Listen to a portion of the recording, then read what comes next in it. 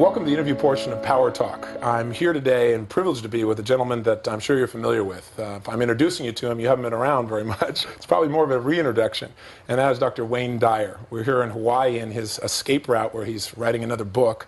And if you're not familiar with Wayne, you should be. Certainly he's written some of the best-selling books of all time in the area of personal development. Your Erroneous Zones, Pulling Your Own Strings, The Sky's the Limit, Gifts from Icus, and You'll See It When You Believe It. Wayne, I just want to first thank you for letting me get a chance to share with your family. It was great. Wasn't that great? Yeah, that was great. I walked in to see Wayne and his family, and I got attacked by 7 children. Kids know, though, Tony. I was really impressed because when they walked in, my children are very open and very loving, but very often a stranger will walk in and they are very skeptical and they check you out first, like animals do. And they jumped right onto you. So I think there's an invisible quality that people send out. And I think if you have a love for children, that says an awful lot about you. And of course I have it in great depth because my children are the most important things in my life. Yeah. And I can tell that you're a wonderful daddy too. It's nice having you there. I appreciate that very much. Well, I think one of your gifts, from my perception, is the ability to have that child be totally alive inside of you. And that's where happiness comes from when it's natural. But why don't we start out by getting we always start our Power Talks finding a little background on people. Sure. So why don't you tell us, where did this philosophy of no limits, this lifestyle of really living life to the fullest, where did all this come from for you? Where did it start? I know you had some painful challenges starting out in your childhood. Yeah, well, they were challenges. They weren't painful. Oh, that's good. Truly, they weren't. See, I grew up I spent 6 or 7 years in a series of foster homes. My mother had 3 boys by the time she was just a very young woman, and my father had spent some time in prison, and he was abusive and an alcoholic and an irresponsible person, and he stole from everyone, and this is why he went to jail. And he also just abandoned his family when I was just an infant. I was born in 1940, and my brothers were born in 38 and 36, so there was a depression at that time. It was a horrible financial times. My mother was working as a candy girl for Kresge's on the east side of Detroit, making $17 a week and trying to feed 3 children and figure out how to deal with the beatings that she was getting and the abuse and so on. So I ended up in a series of foster homes with my brother. My oldest brother went with my grandmother, and we were all reunited when I was almost 10. I come from a position at this point in my life that there are no accidents, that the universe is on purpose. I agree. And I know I know your material as well as you know mine. I listen to your tapes and read your books and know that we have a lot of similarities there. And I think that the childhood experiences that you get, even the ones that we quote call painful, are lessons. And there are exams given, and we either pass them or we just keep repeating the same them. lesson, That's right, over and over again. Yeah. And so I look back upon that. I try to look back very objectively on those years when I was in a foster home and in the years when I was away from my mother and things were happening that everybody else would sort of categorize as horrible and painful. And when you're a kid, you don't wake up every day and say, I'm an orphan again today, isn't this awful? Yeah. Unless somebody teaches you to think that way. That's right, unless you process. And I was always the one in the places that I lived where a mother would bring in a new child. It was just, all it was just poverty. I mean, it was just, nobody had anything. And so everybody that ended up in these various homes was just because they didn't have anything. It wasn't anything other than that. And the mothers would bring their children in, or the church would bring a child in, and they'd always say, go get Wayne. And I was always out and back either playing or meditating or having a good time, because it was on a farm. Like, I mean, there were chicken coops and there was a lot of apple trees and peach trees, and it was just, to me, it was just where I was. I mean, what else do you know? Yeah. And they'd say, where's Wayne? And I'd come and they'd say, Wayne, this is Martha. I remember one time, and this little Martha was crying, and she was all upset, and they said, Wayne, teach her how to spell her name. And I was about 3 years old. I had no idea how to spell Martha. And I just started guessing at it, and she said, no, that's not right, and we went off, and it was like I was the one that somehow had my purpose, whatever it is that you want to call it, was about teaching other people that they didn't have to be depressed because of the circumstances of their life. And I seem to always have known that. You make a really interesting point, because so often people who are depressed or see themselves as depressed, that's part of their identity. And they have great times throughout the day, but at the end of the day, they don't remember any of it. Yes, and they say, oh, I'm so depressed all the time. I think that's one of the key differences between successful and unsuccessful people, by the way, is that successful people have a tendency to really recall the good.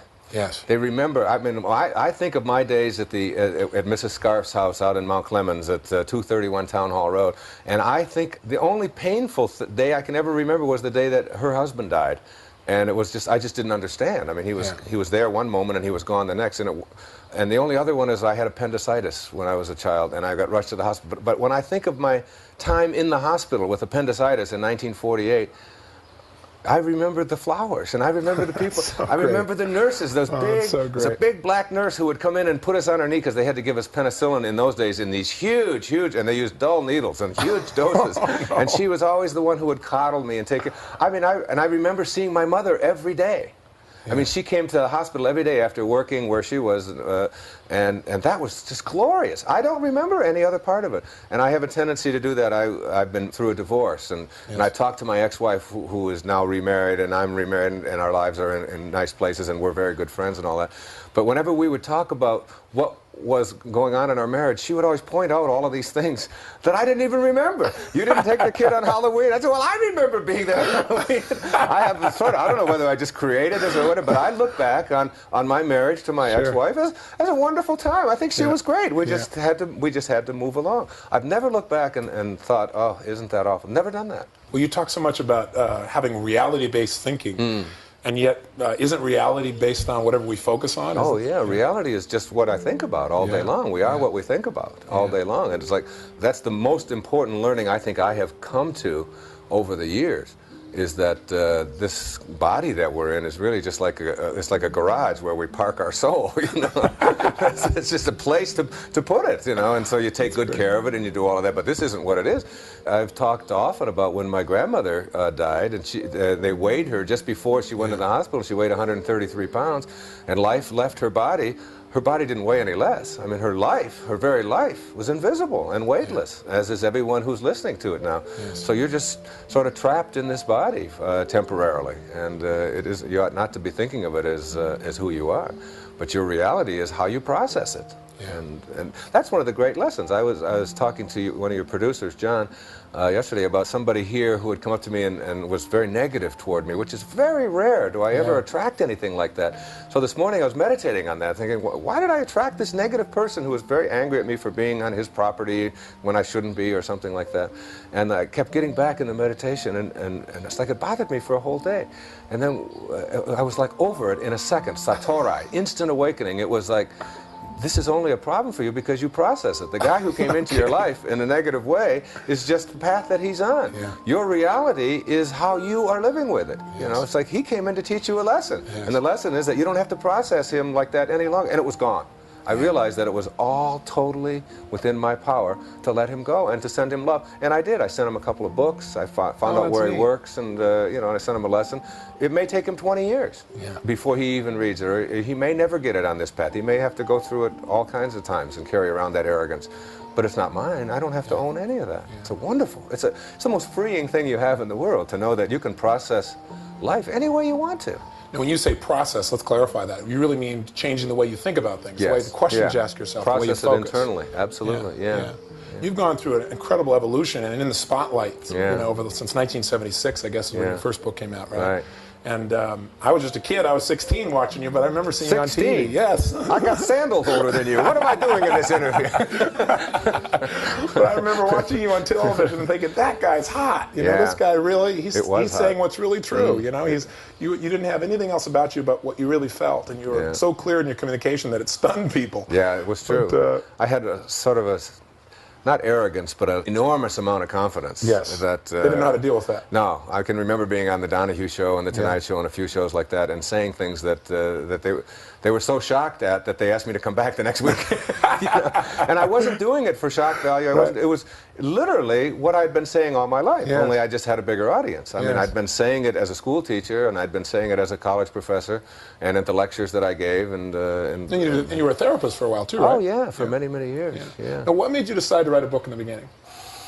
Writing is the way I just express my soul. Writing isn't something I do. Writing is something that I am, and therefore it just comes out. I have to write. I mean, like Picasso had to paint, you know, or it's like asking my wife, you know, why are you such a great mother? You know, I mean, mothering is who she is, and she's just absolutely divine at it.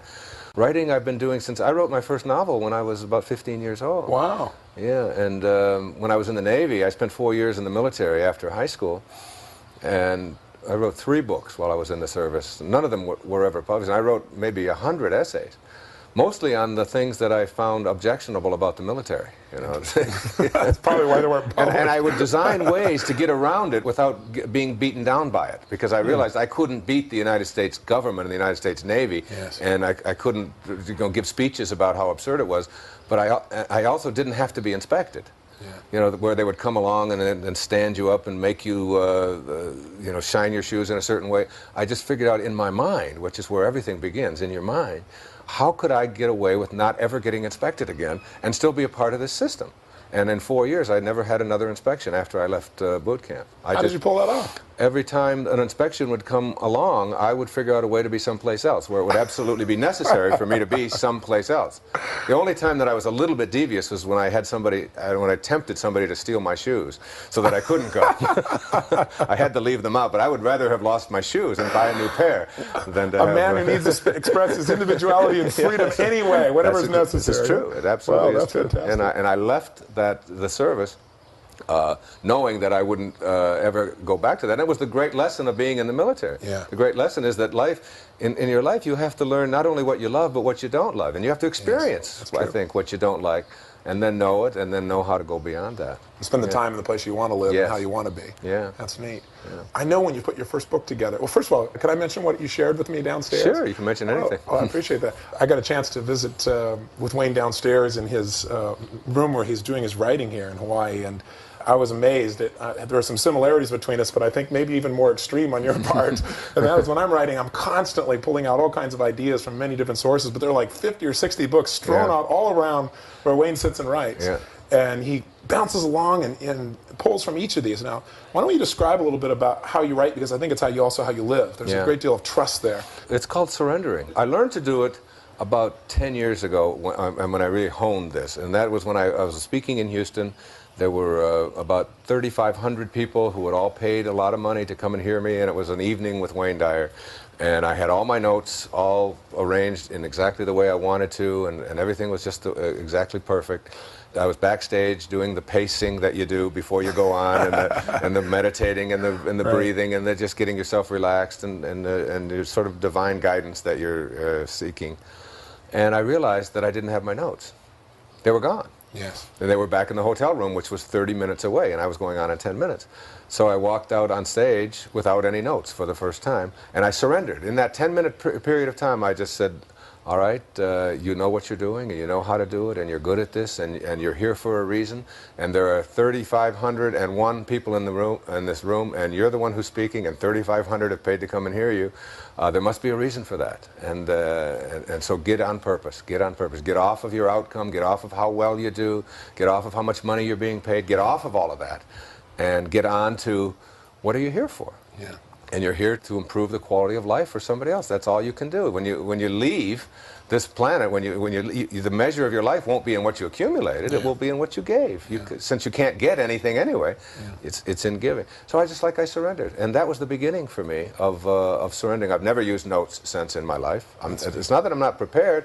I meditate before, and I know what I want to do, and I do that now with my writing. It gets to a point where you absolutely have a knowing. There's two ways to learn. One way is through fear and doubt, and so you learn through suffering, or another way is to learn through knowing, just an absolute knowing that you have guidance available to you, and that you're not alone, and that you can handle this, and that you have a choice to feel that way right now, no matter what's happening in the environment. Absolutely. So I surround myself with the people and the books and the ideas and the things that I want, and I know that they will be there. I have an idea so I know the areas I want to write about, and the areas of prosperity and creating health in your life and in your relationships and in your relationship to yourself and these kinds of things. I know about that. Right. So I know what my chapter titles are and my headings are and things like that. And the rest of it I just absolutely trust. And when I stop, I was going to say stuck, but I don't get stuck. I don't have anything called writer's block anymore. I can write forever. I mean, my typewriter just goes and goes and goes. And sometimes it goes so fast that it smokes. I mean, it's just going. Well, part of the problem is you got a typewriter there. That's right. That's an interesting point. You got a typewriter down there. Is it the same typewriter you used to write your original book? Yeah, it's the same typewriter. I've written everything I've ever written. A Smith Corona. It's an old one. Yeah. Yeah. Well, you talk about living in the now. Now there are computers, Wayne. Yeah, What's the deal here? Why do you stay with the typewriter? I have a thing about computers. I have some judgment there that I probably have to work on.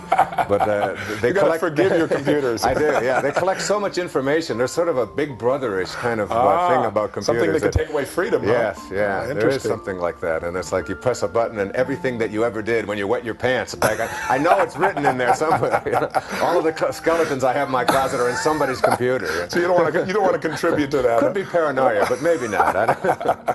But anyway, it's this trusting that you get to that allows you to not just to write well or not just to speak well, which is what I do, but whether you're driving a cab or whether you're a dentist or whatever, it's what they call flow. Have you seen the book Flow? Yes, I have. It's not I can't pronounce the author's name, but it's Zizagakablinsky or something like that. But it's a fabulous, a whole notion that you get past judgment, and I do this in my tennis. I play tennis every day at a pretty decent club level. And I have found my best tennis flows from when I'm off of outcome and I'm on purpose, when I'm just out there being. You know? What I'm impressed by you is to see your children, because your children live by flow. Yeah, they do. You know, I mean, when you walk in there and they attack you and love you and jump all over you and say, you know, that was my highlight. Meeting you was wonderful, but we've met before. Yes, that's right. Meeting your kids is really the peak experience. I got to tell you. But you see, they're like that because my wife Marcy is like that, and I'm like that. Yes. Our relationship is like that. Yes. And I really believe that children emulate what they see around them. If you want to teach your children, you don't have to read a lot of books about how to do it. You just have to model what it is you'd like them to become. Just be that around them all the time.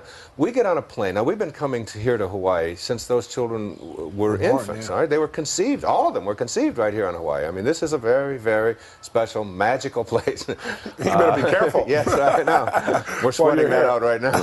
An eighth child. Right. Oh, my gosh. But when we get on the plane, we live in Florida. Now, we come to Hawaii. Now, that's halfway around the world, all right? That's a 13-hour deal. And when we get in the back of a plane, we fill up a plane. Those children, every single time, we never give them any instructions. We never tell them you have to be good, you better not say anything, or we're going to get you, or anything like that. We just get on the plane. And when we get off, everybody on the plane always comes up to us and talks about all of our children and how wonderful they are. Yeah. They're there, they're in the moment, they enjoy the plane. If there's a movie, it doesn't matter if they've seen it 16 times. They watch the movie, they're playing with the stereo stuff, they're listening to stuff, they walk around, I mean, but they're always very peaceful, they're very joyful, and they meet other people on the plane, and they even calm down other babies around them, just like they say about Christ, you know, or Mother Teresa. And that all comes from the kind of relationship that my wife and I have. And I couldn't agree with you more. I think that most people try and teach their kids what to do, but they live a different lifestyle. And kids don't listen to what you say. They do smoking what cigarettes you do. and telling their kids, now you shouldn't use drugs. I mean, Where's or they're cheating on their income tax and talking about it. I can't understand why their children lie. No kidding. They don't get it. No kidding. No kidding. Tell me, I know you have a discipline of running, and you were doing that right before this interview. Yes. You've been doing it every day for how long?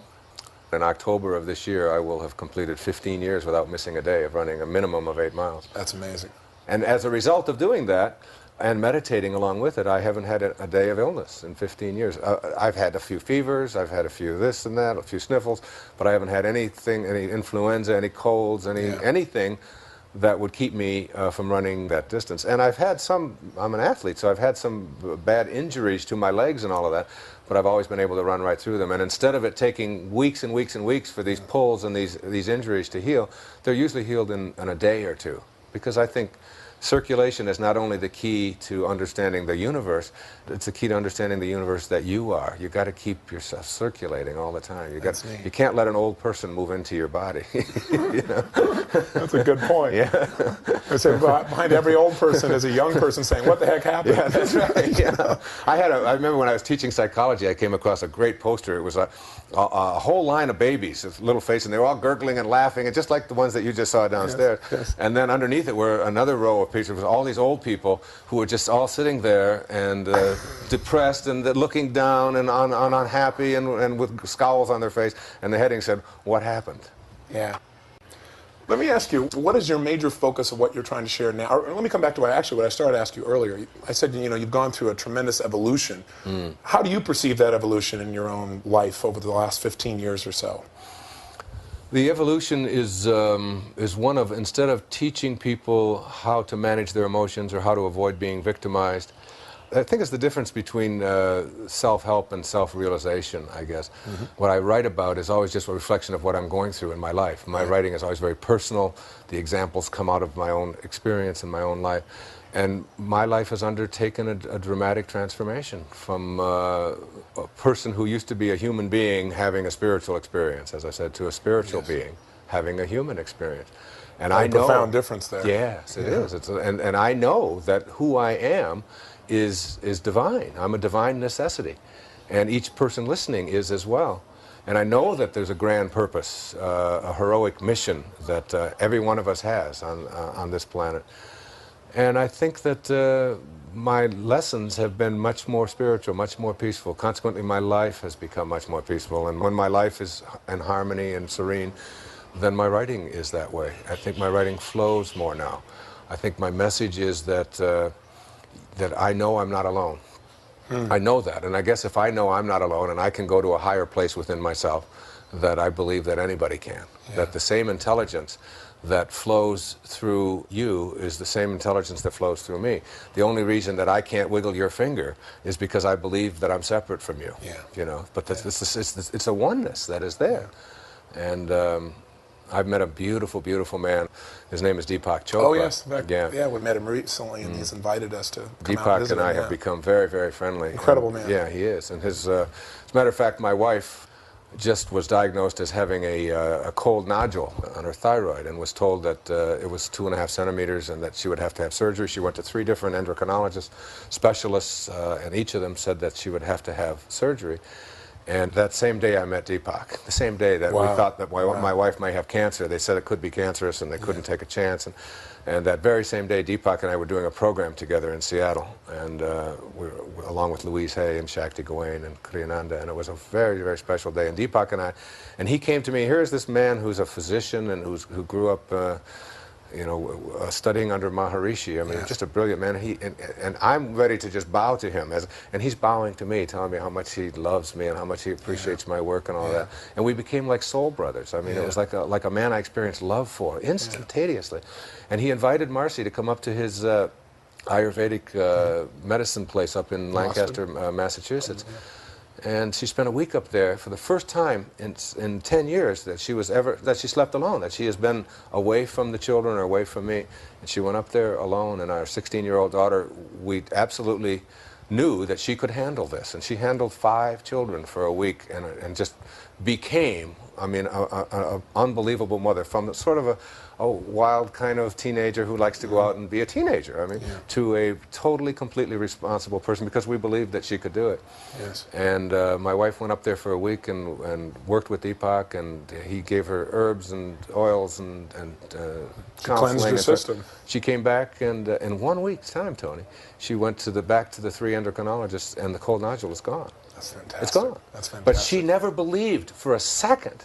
I mean, it isn't like she said, oh, maybe I have cancer, but. It wasn't like that. She absolutely said, I'm not having surgery. I'm not interested in this. I know that I can do this. I know I can get rid of this.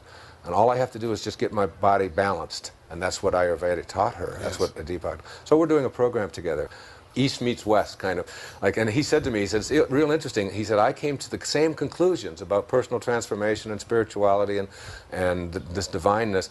He said, I was raised in that tradition, and I went through medicine, and I'm a scientist. He said, you grew up on the streets of Detroit, and you came to the same kind of conclusions. And truth is truth. Yeah, and it's like, here we are now talking about various levels of higher consciousness, the different levels that you can reach in your life, and it's been magnificent. It's really been a joy to be associated with him. And that's really the difference between now and then. I mean, you talk about the transformation. The real difference is that I know I'm not alone now, and I know that there's a divineness that's in all of us.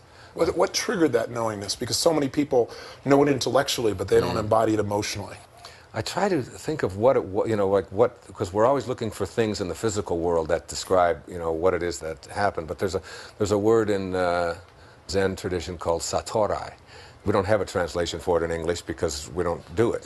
That's a real good point. Yeah. We don't have a word, we don't have an experience. That's right. But it's like, in Japanese it's called shibumi. It's effortless perfection, or instant awakening.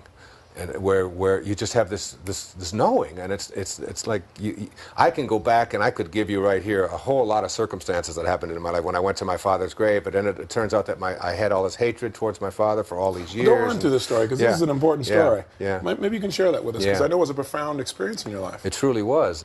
When was this, first of all? It was 1974, just before I wrote Erroneous Zones, like months before I wrote Erroneous Zones, like days before I wrote Erroneous Zones. Had you seen him at any time since he left your family? Never saw him. Never saw him? Never saw him. He left and walked away on a wife and 3 boys and never, ever showed up again. Just was gone. You want me to tell this story? Yeah, would you? I think it's very powerful. It was, I went down to Columbus, Mississippi. I was teaching at St. John's University in Queens. You were 14. No, that's right. And it's interesting. I haven't thought of this in quite a while. I had a cousin who was my father's sister's child, whose name was Dorothy Phillips, who I had just met a couple of times. They would never give any information about my father. I was always looking for my father. I spent a lot of time looking for my father. Why did you want to find him? I wanted to meet him in a bar. I had a fantasy of just going to a bar and sitting down and saying, "I'm your son. Let me." And this was long before I became well known or anything. Yes. This was just. I just wanted to know who this guy was. Yeah. When his mother died, I found out his mother died. I went to the funeral, and I was only 13. I was the only one that went, and I went only because I was hoping that he would show up. Just so I could meet him, but he didn't come. Wow. Anyway, I spent a lot of time looking for him, and then I would always run out of money, or I would run out of desire, or I was just being guided to stay away.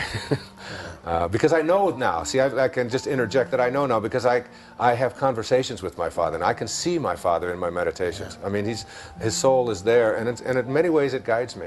I mean, I really think that his life was a lesson for me in how not to do things. And so I've used it that way, and I see the blessing there. But anyway, 1974 rolls around. I'm 34 years old, and I go down to, I'm invited to go to Columbus, Mississippi to do an investigation of the civil rights legislation that had been just passed in the 60s when Johnson was president, and to see whether some of these colleges in the South were abiding by them. And I was just like a federal consultant, and I would go on campus sort of incognito, and I would sit in classes, and I would write my report, and then I would send it back. And I agreed to do this for a weekend, and Dorothy, meantime, had called and left a message that she said, "Your father is dead." And I didn't know this up until then. Wow. Yeah, she said, "Your father is dead. He died in New Orleans." And she gave me the date that he died. And she said, "He's been dead for a while." And I was like, it was a shock. I called my mother. I said, "Did you know that?" I asked none of us knew that. He'd been dead 7 or 8 years. So I got down to Columbus, and I looked on a map, and I was only 200 miles from New Orleans, and I called the infirmary, where she gave me the name of the infirmary, and he was an indigent, and they said they found out that he died of cirrhosis of the liver, and he was 49 years old, and they said, "We don't have any record of where his body as an indigent was just shipped to Biloxi, Mississippi." So I said, "Well, I'm going to Biloxi." I was on a journey then, and this was a spooky time for me, and it gives me that Kundalini feeling right now. I can see it. I can feel it. Yeah, I get very teary when I think about it, and I went to the rent-a-car place, the National Rent-a-Car, and there was only one rent-a-car place, and this is a dinky little town in Mississippi. Okay, at the Mississippi State College for Women, I think it was, and. I went to the rent-a-car place, and they had one car, and the car was a brand new car. It was a 1974 Dodge Coronet. Okay, it was a blue, and it had no miles on it. 0.9. I said, what, do they make this car here? How did this car get here? And that car had been shipped in that day, and I was the first person to drive the car. And it was, in fact, it was so new that the plastic was on the seats. All right? Oh. And I had to take the plastic off of the covering. Interesting on the metaphor, seat. huh? Yes, right. Yeah. So I got in, and there was no seat belt. There was only one seat belt on the right-hand side. There was no left-hand seat belt. And they didn't even have shoulder belts in those days. So I got out of the car, and I took this, because I've got that sort of determination in me that I'm wearing a seat belt. That's all. And I got out of the car, and I took the seat right out of the car and put it on the ground, and there was the other seat belt taped to the floorboard of the car. And it was masking tape. It was wrapped in plastic, the buckle, wrapped in all this plastic. There was a rubber band around it, and then it was taped to the floorboard, obviously to protect it from cutting the upholstery in transit. And I took all of this stuff off of it and unwrapped it and all that, and inside the buckle, there's a card, and it says, a business card, inside the buckle of this brand new car. This is a true story. And it said, Candlelight Inn, Biloxi, Mississippi. So I took the card, and I just said, that's interesting. I'm going to Biloxi. It's 200 miles away, a 4-hour drive. It was on a Friday afternoon. I put the card in my pocket, and I drove down to Biloxi. And I didn't think much about it. In fact, I picked up a hitchhiker on the way, and a kid who was, a migrant fruit picker, and I took him someplace else, and I went about an hour out of my way to take him somewhere. And we finally got to Biloxi. I got to Biloxi, and it was about 10 minutes to 5 on Friday afternoon. I think it was the 22nd of August. Reader's Digest did this in a story because, so they checked out every detail of this, okay? I mean, every detail. Oh. And I went to the phone book in the gas station outside of Biloxi. When it said, welcome to Biloxi, I went into the next desk, and I just looked under cemeteries. I was just figured he's got to be buried in Biloxi. What else would they do with him, you know? And I didn't realize that I was on a real journey at this time.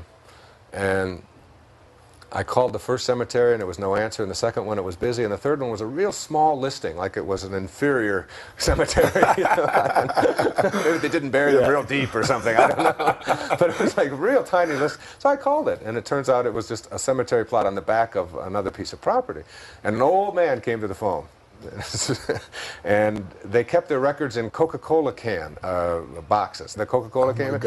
He had to go back. He said, well, we don't have records here exactly. I said, I want to see if a Melvin Lyle Dyer is buried here.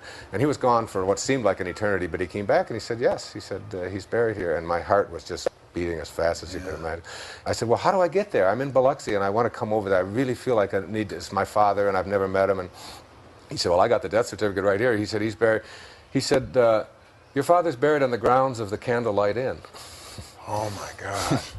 And he said, just find that, and it's just inside of town. And I reached into my pocket. It's a true story.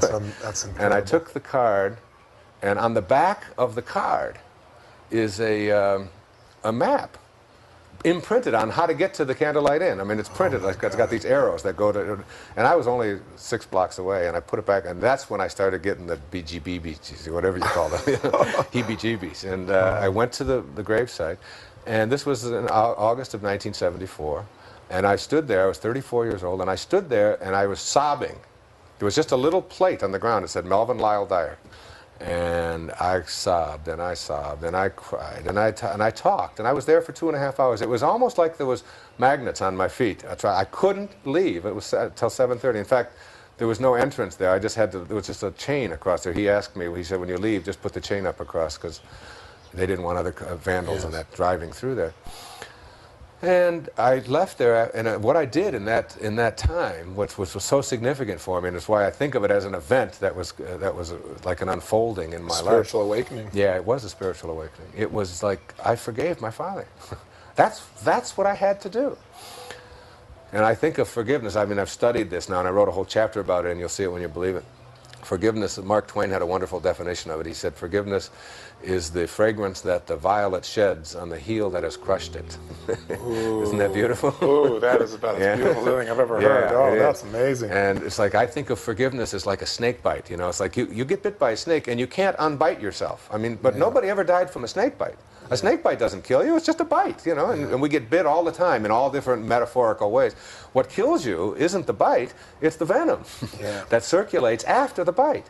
Well, mentally or metaphysically, the venom that circulates in you after the bite, after the things that have been done to you, is the hatred and the anger and the unforgiveness and you think of Christ on a cross, and you think of a soldier, remember from King of Kings, I'll never forget that image, and Father, forgive them, for they know not what they do. What he's really saying there is, they don't know that they're throwing a spear into themselves when they throw a spear into me, that we're all connected, that we're all one.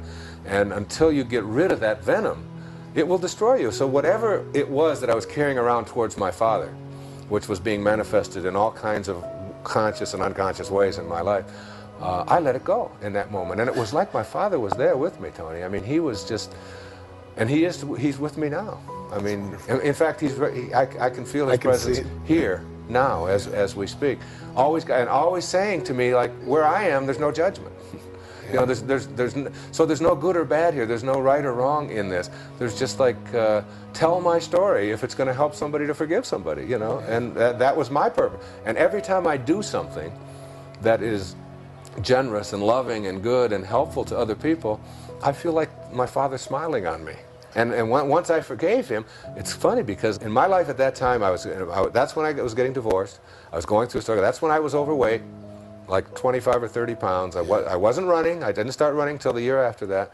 And my writing was really suffering. I was writing professional article stuff just to publish or perish, okay? That's where I was. I was trying to get published in different professional magazines and all of that kind of thing. And I'd send stuff in. It was just stuff that, you know, you wouldn't want to read because it was just quoting everything else. And it was, you know, the kind of professional stuff that everybody does. They write to each other. Nobody else reads it. And then when you do write something that appears in Family Circle or Reader's Digest or whatever, or even the National Enquirer, 5 million people read it. I mean, give me 5 million neurotic people reading the Enquirer to fix, rather than a whole bunch of people who are just going to write back in another letter to me only in the form of another article. So I let all of that go. And I went back, and Erroneous Zones I wrote in 18 days. In 18 days? 18 days. Wow. 18 days. And there's 22 million of those in print today. You know. That's amazing. Now, it didn't take off right away. You had to take some action. It didn't take off at all, no. It's, they had one printing, and they expected it to do very little. And they met their expectations. Yeah, they were. They told me they had what they call a list mentality. They said, this is the list. You're on the March list. And it's a clever little title, and it's a nice little book. And if we sell the books that are on our list, they had a first printing of 3,500, then we'll be happy, and you'll make a little money, and we'll make a little, and then we'll move on to the next list in April, and so on. And that was the mentality. And that's a big part of the mentality in publishing today, as you know. So I just said, well, what will happen if the first printing sells out? Just if. I know it won't. I mean, that's what you're saying. It won't. But just if. His name was Lou. All right? And Lou said, wait. He said, you're an unknown. He said, it's 3,500 books on hardcover at $7, $6.95. I mean, that was like an outrageous price to put on the book at that time. I said, but just if. And he said, well, if they do, we'll have to put a second printing. I said, okay, fine. And so I became, they wouldn't let me buy them. I tried to buy them. They wouldn't let me. So I became a bookstore. I was in New York at the time, and all you have to do to become a bookstore is just give them a number in Albany, and you're a bookstore. So I became a bookstore by just giving them a tax number. And through that tax number, which I gave them the address of the bookstore that my garage was to become in Long Island, it's true. And I called that day, and I ordered 3,350 copies of your Erroneous Zones, and they were shipped to the garage. So you sold it out. I sold it, and I went back to Lou. 2 days later, I said, Lou, what will happen if we do sell it? He said, Wayne, you've got to stop bothering me. It's like you're another one of these beginning authors. I said, well, just check. Just check the computer, just see how it's doing. Because I said, I've been doing a lot of speaking, and I think... And he went to his computer, it's a true story. I could even tell you his last name, Gullickson. And he went to the computer, he said, oh my God, this book is doing fantastic. We've sold out the whole first printing. So they ordered a second printing, 1,500. They didn't want to take too much of a chance. Oh, no. Yeah. I bought all those up, too. I bought the second printing, and by that time, they didn't have any money for distribution. They didn't have any advertising money. They didn't have any of that. They just, because they just didn't do that in those days. So I said, I'm going on the road, and I quit my job as a professor at St. John's. I walked in, and I had, I had all these publication credits, and I was like a rising star there. And they said, you're insane. You've got guaranteed tenure for the rest of your life. You've Oh, got a boy. position. Yeah, right. Yeah, you can argue for your misery for the rest of your life, you know. And I resigned, and everybody thought I was nuts except my wife and I. We both knew that this was the right thing. The day I resigned from doing something that I no longer was totally involved in. I was good at it, but I didn't want to do it. It was like drill, you know. I mean, after you've drilled enough, Sure. it's just enough. Drill is drill, okay, but you don't need to keep doing it. I learned that in the military. So I drove home on the Long Island Expressway that day, the freest man I'd ever felt. I knew I was about to follow my bliss. I really knew it, and I didn't have any guarantee of any income or anything. The interesting thing about that is that in the following year and a half, I made more money. I was 36 years old now at that time. I made more money without even trying. I never thought for a minute that I would make money because I hadn't made any money on anything I'd written yet. Yeah. I mean, I wasn't Why would writing. this be different? Yeah, I wasn't writing for money. I was writing because writing was just something that's Who how you I are. expressed Yeah. myself. That's just who I am. And I made more money in the next 18 months than I had made in the previous 35 years of my life, like by a factor of 10. And You're just going out and sharing your philosophy with radio stations? I took the books in a station wagon across the country, and I would. This is the way I did it. If you want to know how I did it, I would arrive in a town like Columbus, Ohio, where they have they have Good Morning Columbus on the radio, you know. And if you've got a new avocado dip, you're on for an hour. You know, I mean, they're looking for people. Okay, every station's got a talk show, so you just have to find out who they were. And I had a girl back in New York named Donna Gould who was working for the publisher, but was willing to work for nothing at night. Just because she loved erroneous zones and loved me and loved the whole thing. I mean, she was just involved in the whole process. She really loved it. And so she would call these different stations and all that and book me on Good Morning Columbus and Good Afternoon Columbus and Hello Columbus and Goodbye Columbus and, you know, and all of this kind of thing. And, yeah. And I would have my car full of books. I would arrive in Columbus. I was sleeping in the car. I mean, I did this. I had no money to do this with. Right? And I would sneak showers. I would figure out how to take free showers, you know, in days inns and things, you know. But you had a committed wife. Yeah, was your wife traveling with you? Oh, yeah. Well, sometimes. Sometimes. She was also working. Wow. And I would go to the bookstores. And first I would telephone them call them up, and I'd say, have you got a book called Your Erroneous Zones? And I would do it in like 9 different dialects. You've got erroneous, erroneous, and I'd do it in German, and I'd do it in Dutch, and then if my wife was with me, she would call, and I'd get these people to call and ask for erroneous. It's true, this is exactly what we did. Create the demand. I love it, I love it. But I knew I was going to create the demand. I mean, I didn't think I was doing anything, you know, immoral. I was just creating the demand for what it was that I believed in. And besides, I had 5,000 books I had to get rid of because I had no distribution at all.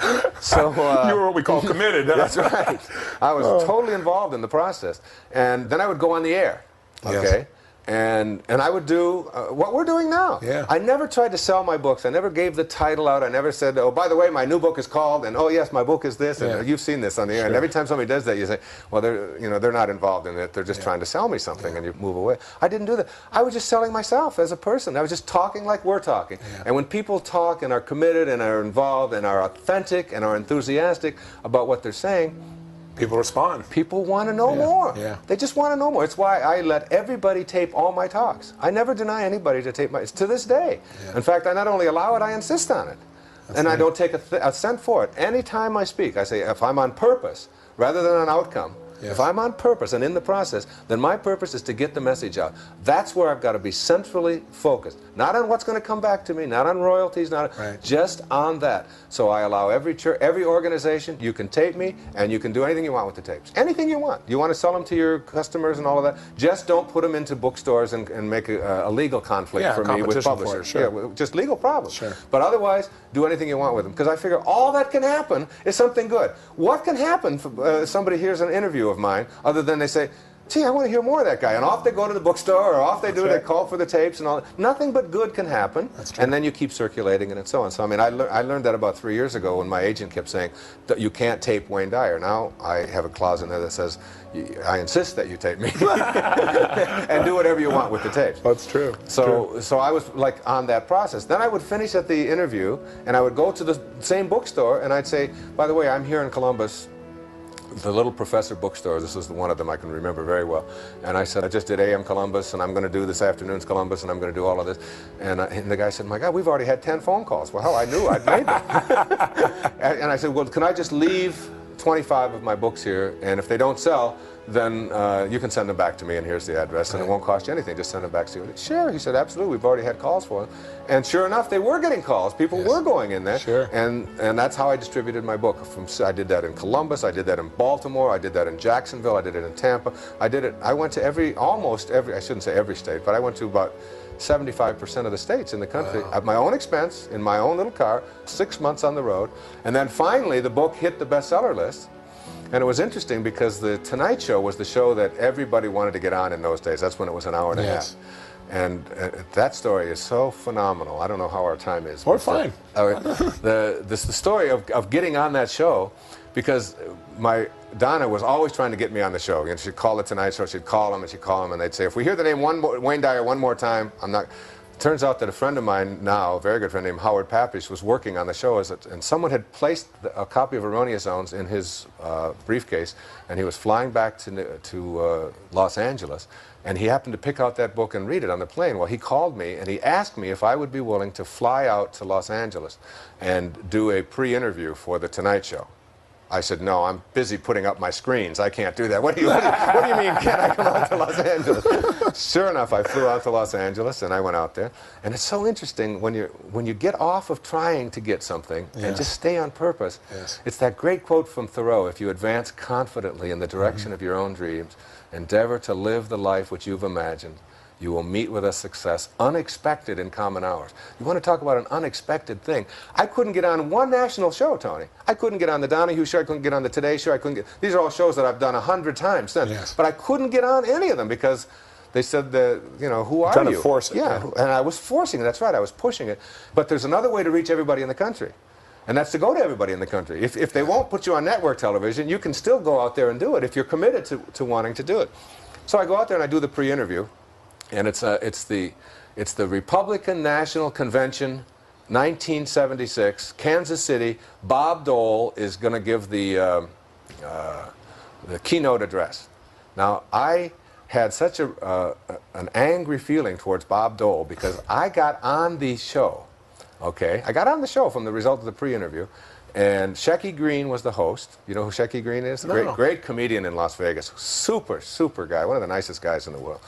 And he's very fun. Does 1,000 different dialects. You get to meet Shecky. He's a great guy. And he was hosting the show. And he asked me if I would, you know, so I get on the show. All right, but it's Monday. But the show, for the first time in the history of The Tonight Show, gets preempted because Bob Dole, instead of giving a 45-minute speech, gives a 2-hour speech, and it goes over and the show's preempted. So I fly back to Detroit, where I'm back there with my wife. And I find out that the show's preempted. And I'm all excited. I'm telling everybody that in the world that I know that I'm on The Tonight Show that night, and it gets preempted. So, you know, it's like one door closes, another door opens. Another door opens. It always works this way. When you're doing what you're supposed to and getting off. So that was Monday night. Tuesday, Johnny Carson comes in to his meeting with Howard and all of them and says, and they said, we had a guest on last night that was fabulous. They said the audience just went crazy over him. And Carson said, well, if he was that good, he said, I'd like to have him on before they show that preempted show, which was scheduled for a week from the following Monday. They were going to just set it in there. So I get another call from Will you fly back? Will you fly back? This time when I fly back, there's a limo, and I got a first-class ticket. And, you know, things have really changed. And I've got my own dressing room. The first time I went in there, it's like, you can dress in the toilet over here. Now I'm in there, and they're pressing my clothes, and they're cutting my hair, which is really like not a big job. That's, you know, they charge for a search fee when they do mine.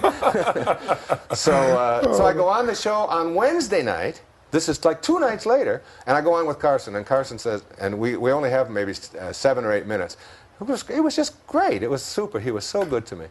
And he said to me, you know, this isn't enough time for this. This is really terrific. He said, could you stay over till Friday? Oh, my gosh. And do the show again on Friday, because, you know, he checked with Freddie to coordinate. And I said, no, screens. I can't do it. I got to get back. So I stayed over till Friday, did the show on Friday. The preempted show showed on Monday. And from not having any national exposure at all across the country, I went from just doing AM Columbus and all these shows all over, to getting 3 network appearances in 5 days. Wow.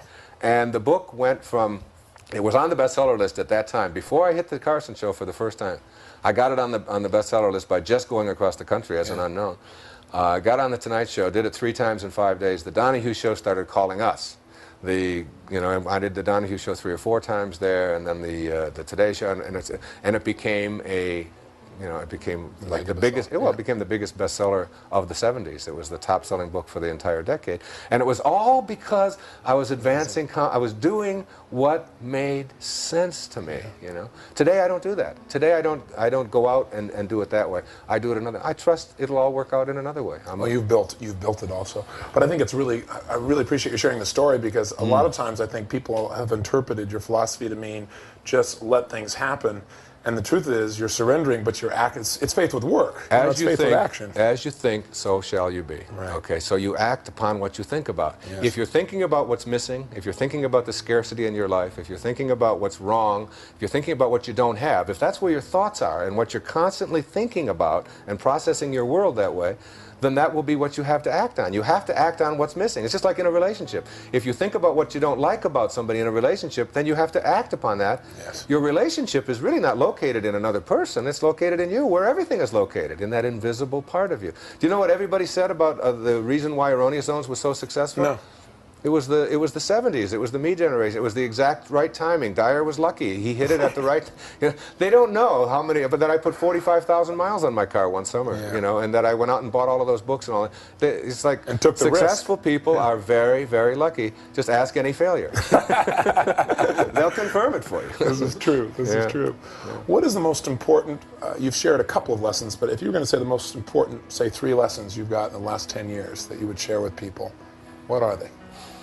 I know what's at the top, and that is you become what you think about. Yes. If you want love in your life, send love out. Have love within you. Be loving. Yeah. If it's like, I think of the orange, I always give the analogy of if you squeeze an orange, what comes out is what's inside. It doesn't matter who squeezes it, or what time of day, or what instrument you use, or what the circumstances are. You can only get out of an orange what's inside. And if you extend the metaphor to yourself and someone squeezes you, that just puts pressure on you, or says something, or whatever, behaves in a way towards you that you find objectionable. And out of you comes anger, or hatred, or tension, or stress, or bitterness, or any of that. It isn't because of who did the squeezing, or the circumstance. It has nothing to do with that. As much as we like to convince ourselves of that, it's because that's what's inside. And what's inside is always within our own control. I think the second thing is that Robert Frost said, we all sit around in a ring and suppose, while the secret sits in the center and knows. And what the secret in the center that knows is what it is that constitutes your very life. It's like this room we're in right now is only a room, not because of the walls and the configuration and all the form that's in here. It's because of this here that neither one of us can get a hold of, this silent, empty, invisible space surrounded by form. That's what, like in Zen they say, it's the space between the bars that holds the tiger. And it's the silence between the notes that makes the music. See, music isn't notes, it's silence between notes. You aren't form. That isn't what makes you who you are. What makes you who you are is the invisibleness surrounded by form. That's the secret that sits in the center and knows. Once you know that and make contact with that and realize that that is who you are, that it is out of nothingness. It is out of emptiness. It is out of that silent, empty space that you create every thought. Every sound. When you go to make a sound, the sound comes from that nothingness, So nothingness, what we call nothingness, which is everythingness, which is the Tao, And the Tao that can be described is not the Tao. You can't describe it. It just is. It's in every one of us. Once you know that and go there and consult that, then you can not only affect your own physical life, but you can truly affect the physical life outside of you. Deepak and I were having lunch, Deepak Chopra and I were having lunch up in Seattle this day, and we talked about doing this new program. We talked about there are 4 ways we were just toying. We said there are 4 ways to get strawberry ice cream. So let's think of the 4 ways to get strawberry ice cream. And he talks in this very wonderful Indian accent. Indian accent in India. I talk with a funny Detroit accent. Right? And there's a lot more people in India than there are here. So we're talking about what are the 4 ways to get strawberry ice cream? And I said, well, if I want strawberry ice cream, I just have to have a thought. And the thought is, I want some strawberry ice cream. Now, I'll just go get it. Okay, Yes. so I go off to Haagen-Dazs or I go off to the grocery store and I get, so that's like a thought, and then you act on the thought. Now, there's a second way to get strawberry ice cream, and that is to have a thought and then to send one of your kids to get strawberry ice cream. It's called slavery, okay? It's like, I want some strawberry ice cream, go get it for me. So you have a thought, and then somebody else goes and gets it for you. That's the second way to get strawberry ice cream. Little higher level consciousness. You don't have to work so hard. You've got somebody else doing it for you. There's a third way to get strawberry ice cream. And the third way to get strawberry ice cream, which Deepak offered, he said, you just think, I'd like to have some strawberry ice cream. And then someone walks by and says, excuse me, is this your strawberry ice cream? And you say, wow, I was just thinking of that. And now everybody listening has had that experience. Absolutely. Where you just think of, you think of your sister and you haven't seen her in 7 years, and all of a sudden she's calling you or whatever. And it's like you have affected. You don't think you have. You just think that's some hunt. That's some coincidence. But we know that there's no chaos, that there's order in chaos at the subatomic level. We know that. So it's like you think of something and then it just appears for you. And people say, well, if there's 3 ways, what could be the 4th? And we've sitting there and said, well, let's see. I'd like to have some strawberry ice cream. And you manifest it. Yes. You just manifest it. Yes. Or as Christ said, even the least among you can do all that I have done and even greater things. I mean, the gift of fish and loaves, the gift of feeding others, the gift of and what do you do when you go to sleep and when you're in pure thought? But everything you need for your dream, you manifest. So you need a Lamborghini. You need someone to chase you with a knife. You need a father that's going to abuse you. You need whatever characters you need for your dream, you created. Now when you wake from your dream, you don't look back at your dream and say, where's my Lamborghini? Because listen, folks, everybody knows it's neurotic to be attached to an illusion. Oh, that's beautiful. I mean, why would anybody be? So all you have to do to learn not to be attached to this illusion is to die while you're alive.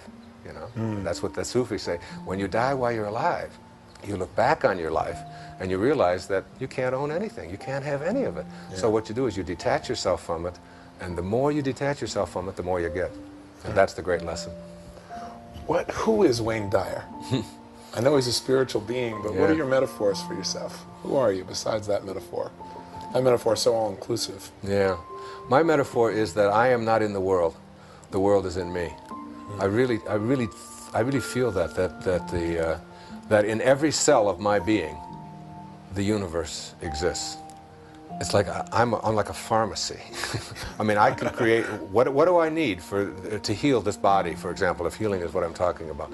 Who Wayne Dyer is this ability to, if I need Valium, to create it.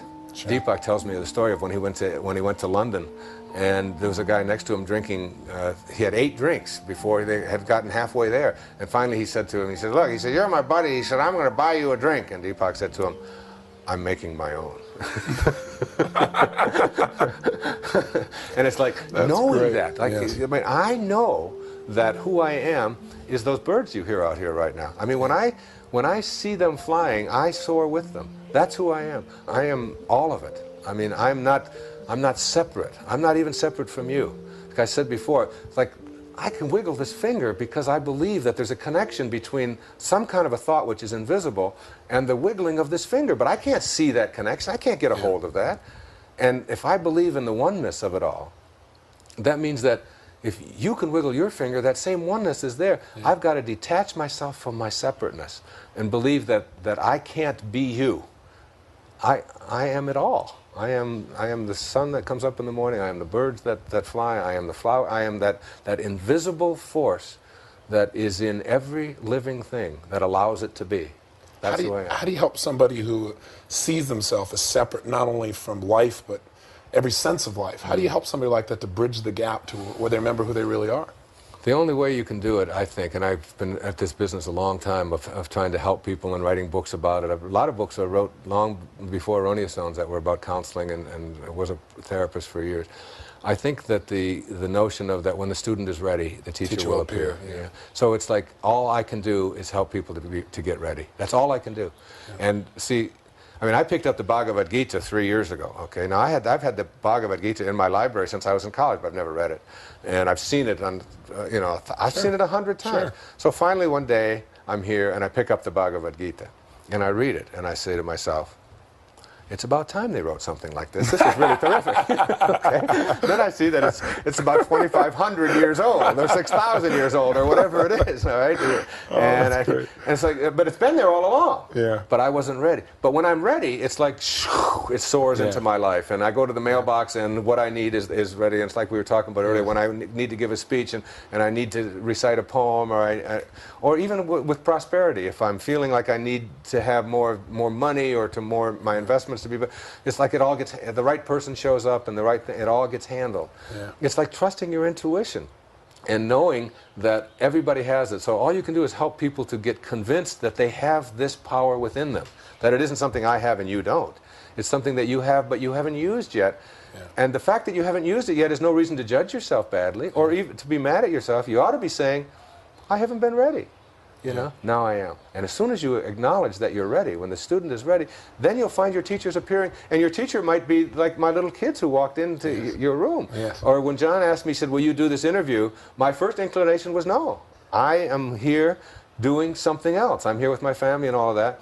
And then I got this, I meditated on it, and I got this really nice letter, and it was like, and I thought, I've got to talk to Tony. I've been wanting to talk to Tony. Yeah. And Tony's got something to learn from me, and I've got something to learn from Tony.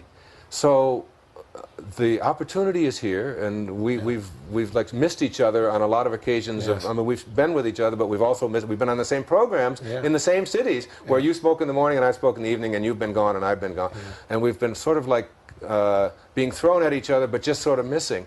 And I said, we both got something to learn from each other, so let's do that.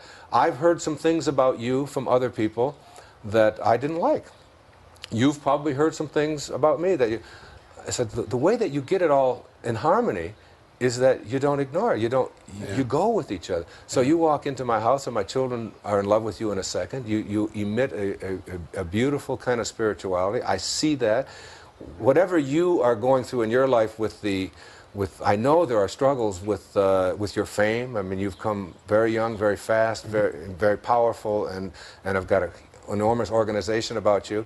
And I wanted to say to you, I don't want you to get swallowed up by it. You know, I want the essential beauty that is within you to flower. And sometimes you have to say, I said that's one of the things you got to say is no. And I like to say it, but I'm not as good at it. But I'm a lot better at it than I used to be. So it's like what I'm saying is there's a mutual thing here. There's like I appreciate the gift, by the way, very much. Yeah, and likewise, I appreciate the gift of being with you. And so I just let go of all of the other stuff. I said, this is a wonderful opportunity. Let's do it. Yeah. And you know what that came from? That came from nothingness. That didn't come from anybody telling me how to do it or what I should do. That came from trust. Came from my own intuition. Trust, surrender. But my intuition said, see, I told my wife when I got that, I said, I'm not doing any interviews. I said, I'm not doing this. You know, and she said, you keep saying that. Methinks you protested too much. I said, but I'm not doing any interviews. You know, and then she said, read the letter. And I read the letter, and I said, she said, what does your intuition say? What is God telling you? You know, what is God telling you? You know, how may I serve? That's my mantra. How may I serve? How may I serve? How may I serve? Always ask that. Not what's in it for me, but how may I serve? And as I kept saying that, I said, my intuition says, do it. She said, call him and do it. Wow. And that, I have another thanks to make when I go downstairs. But we do that with each other all the Yeah, time. It's neat. Like that, and that it's like trusting that intuition. You know, it's a very, very powerful thing, and it's like it never ever guides you wrong. The only time in all my investments that I've made and I have a whole financial philosophy of giving a certain percentage of it away unconditionally, and also paying yourself first. You know, it's like reinvesting what you make back in yourself and in your family and all that. And the only time I've ever taken a loss financially in any of my investments was when I ignored my intuition once. And I invested in something that was not conducive to the environment. All right? I don't even want to say what it was because it's neither my purpose to plug nor to blame anything else. But my intuition said, no, Wayne, this isn't, they're doing something that is in conflicts with what you believe, right. but the yields were high. Yeah. And they were guaranteed, and it was like, and I put $155,000 into this thing, and they went bankrupt, and I lost that $155,000, but I gained so much. I was going to say, because you never forget those lessons. Yeah, it was such a great lesson, and since then, I've only, every time I invest anything, I always ask, where's this money going? What's it going to be doing? And then it just comes back to me like tenfold. So it's all been made up in many, many ways. So it's like I ignored my intuition once, and I paid a price, but I learned it was a great lesson. It was a terrific lesson. What's the purpose of life? Purpose of life is real simple for me. It's Joel Goldsmith has a wonderful book called Parentheses in Eternity. And you are a parenthesis. He says your life is a parenthesis in eternity. It opens at your conception, it closes at your death. But eternity surrounds it. So that there was an instant before you came into form, if you believe in eternity, in which you went from formless to form. The question to ask is not how did I do it? Did I sign up for it? Did God do it? Is it a Big Bang Theory, which is an interesting metaphor? Or Yeah, it's true, isn't it? or whatever. It's like, don't ask that question, because that's just trying to analyze, that is to break apart something that is not breakable. The Tao is trying to understand the Tao. He said, ask the question, why? Why would you go from formless to form? The answer to that is so simple for me. It's like I used to wonder about that all the time, and now it's like so simple. You can't get anything while you're here in this parentheses.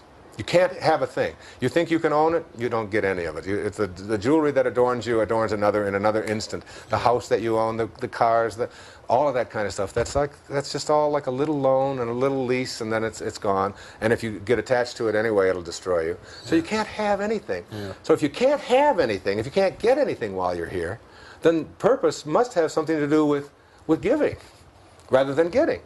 And to me, the purpose of life is to give. The purpose of life is to enrich the lives of others in some way. Yes. The measure of your life will not be in the duration of your life. It will be measured in the donations of your life, okay?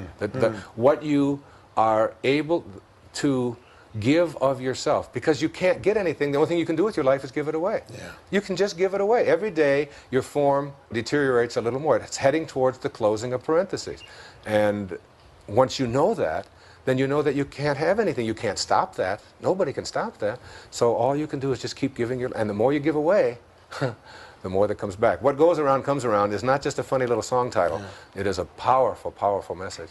And understanding it basically shifts the quality of life. Well, sure, Tony. It's like getting your life on purpose. Yeah. If your purpose of life is to give, then get your life on purpose and get everything that you do on purpose. If you're driving a cab, don't be thinking about how much of a fare you're going to get. Yeah. Think about how can I serve this person and let the fare take care of itself. If you're a salesperson and you're thinking about my quotas and what I'm going to get, you're not on purpose. If you're thinking about the quotas of the person you're serving, that person is going to send you 21 names tomorrow of people that they want you to serve as well. Yeah. It's like the more you give in anything that you do. If you're a dentist, don't think about how much money you can make. Think about making this person's tooth and his mouth as healthy as it can be. Yeah. The universe will take care of the rest. Purpose means giving, not getting. And once you get that, and it's like that's how you have to orient your whole business. That's how I've oriented my entire business of my books. Do you know that everybody who writes me a letter gets a book? It's fantastic. No charge whatsoever, no expectations, no nothing. And anybody who writes me and says this tape didn't work, they get a free set. You know, it doesn't make any difference. I don't want to hear about it. Somebody wrote me a letter from Seattle, and they came all the way over to hear me at that program that I was on, that I'd mentioned. I was the keynote speaker. I was the last speaker, and they had to go back because their father was sick, and they spent $100, and they couldn't, and they were very upset. I sent her the $100 and the set of the tapes of the whole day. Yeah. It's like, that's what I believe in doing. Except when people tell me I have to do it. I was going to say, I think there's one organizing principle for you, and that's freedom. That's right. It's because a gift is not a gift when it's somebody telling you what to do. Then it's a debt. When they expect it. That's a debt. Yeah. And I don't want any debts. We live by the same philosophy there. I would agree with you. So if you demand from me that I give you something or tell me that I have to give it to you, you're not giving me an opportunity to give. You're just giving me a debt. And I've got enough of those. Yeah. This is wonderful. I really It's been great. It's been a great interview. Yeah, it's been nice. And it's like, it gives us a connection, you know. Yeah. What makes Wayne Dyer laugh? I'd be curious, because I know you're easy to smile and laugh, but what gives you the most tickle, the most joy in your life? I think myself. I think I make myself laugh, and I laugh at myself. I really What a great skill. Yeah, I really see the folly of it all. I mean, if you ever listen to me speak in public, most of my laughs are just like poking fun at myself. Yeah. I poke fun at not having any hair. I've been using that for a year. You know, I just tell people this is not really a bald head. It's a solar panel for a sex machine. You know, it's like, and those kinds. That's great. And also my children really make me laugh. My baby especially. I mean, when they're babies especially, because babies are, I mean, under say 2. You know, they make me laugh. My little boy. I only have one little boy and 6 daughters, and. That little guy, it just, you know, last night, I mean, at 11 o'clock at night, we were both laughing so hard in the bed in my little studio. That's where we go down and sleep at night. And just telling stories. I ask him, he always says, tell me a scary story. I said, well, you tell me one. And he just made up the funniest, craziest kinds of things. Children make me laugh. Animals make me laugh. But I really laugh at the folly of it all. I mean, so many people think that we come into this world and we have just this short time and then it's over, and there's no joy, there's no laughter in that. To me, I mean, I'm laughing at the. Someone once said that he said, I don't try to make my audience laugh. He said, I try to make God laugh. Whoa, that's great. And I really like that. It's that's like, nice. Yeah, it's, that's nice. I think he's laughing all the time. Yeah, that's right. Yeah, there's a wonderful story that Yogananda tells of a black man in the South back in the 40s and 50s when it was really, really terrible down there and he worked in a white church, an all-white Baptist church, where they wouldn't allow, but he was the janitor, and they wouldn't allow any black people to come in and worship, and over he would ask the minister, couldn't I just come in and worship with you on Sunday? That's all I really want to do. And the minister said to him over and over again, I can't let you do that. I would lose my job. I would like to, but I can't. So finally he went and got into deep prayer, and in his deep prayer he asked Jesus, you know, why Christ? Why can't I just pray with those same people where I work every Sunday? And Jesus responded to him, I've been trying to get into that church for 20 years and they won't even let me in.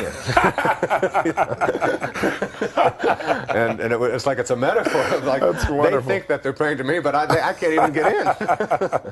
So it's, or Churchill had one of the great lines of all time. We'll talk about humor and great people. He was a man that I really admired. I remember the day he died. I was teaching at a school in Detroit, at Pershing High School in the inner city, and Churchill was in the hospital, and he was prime minister in 1945, and just after the war was over, and he was having such a struggle with Parliament and all that, and he had to go into the hospital for surgery, and a nurse came in, and she had to give him a bedpan because he couldn't get out of bed, and she was carrying out his bedpan. And and he started laughing uproariously, and she said, what in the world are you laughing about? And he said, I was just thinking that that's the first movement of mine that's been carried out since I've been prime minister. Those kind of, you know, and you know, like all of the great ones have that kind of a sense of humor. That makes me laugh. In those moments. Yeah, that makes me laugh. How do you want to be remembered?